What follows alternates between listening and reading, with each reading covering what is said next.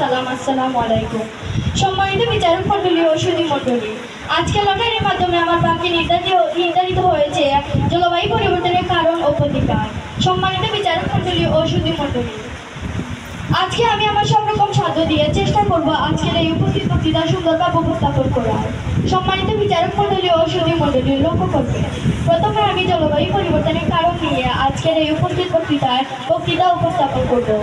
সম্মানিত বিচারক মণ্ডলী ও সুধী মণ্ডলী, লক্ষ্য করবে, জলবায়ু পরিবর্তনের কারণ হলো নির্বিচারে গাছপালা কেটে ফেলা বা বনায়ন ধ্বংস করা ও পরিকল্পিতভাবে মিল কারখানা স্থাপন করা। সম্মানিত বিচারক মণ্ডলী, এই মিল কারখানার কালো ধোঁয়া আকাশে ঘিরে বায়ুর সাথে মিশে যাওয়ার ফলে দিন দিন পৃথিবীটা গ্রিন হাউসে পরিণত হচ্ছে। সম্মানিত বিচারক মণ্ডলী, এই যে পৃথিবীটা গ্রিন হাউসে পরিণত হচ্ছে, এর কারণ কি? এর কারণ হলো ঢাকা সহ দেশের বিভিন্ন শহরে আমরা যে অপরিকল্পিত নগরায়ন স্থাপন করছি এবং অপরিকল্পিত মিল কারখানা স্থাপন করছি, এর ফলে দিন দিন পৃথিবীটা গ্রিন হাউসে পরিণত হচ্ছে।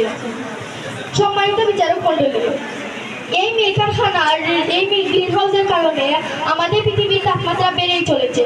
সম্মানিত বিচারক মণ্ডলী, এই গ্রিন হাউসের কারণে আমাদের কখনো কখনো দাবানলের সম্মুখীন হতে হয়।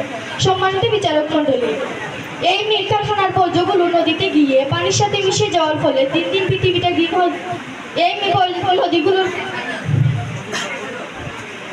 নদীগুলোর প্রতিবেদন ধরাচ্ছে। সম্মানিত বিচারক মণ্ডলী ও সুধী মণ্ডলী, লক্ষ্য করবে, এখন আমি জলবায়ু পরিবর্তনের প্রতিকার নিয়ে কিছু কথা বলবো।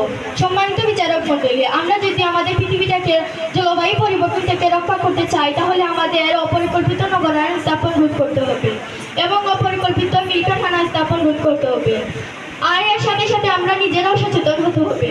আর যদি আমরা সচেতন না হই, তাহলে আমাদের বাংলাদেশ সহ সমগ্র পৃথিবী ধ্বংসের দিকে ধাবিত হবে। আমরা আমাদের পৃথিবীটাকে ধ্বংসের দিকে ধাবিত হতে দেব না।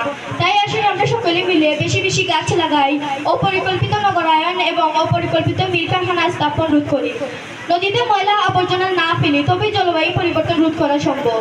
এই বলে আমি আমার বক্তব্য শেষ করছি। ধন্যবাদ সম্মানিত বিচারক মণ্ডলী, ধন্যবাদ সবাইকে।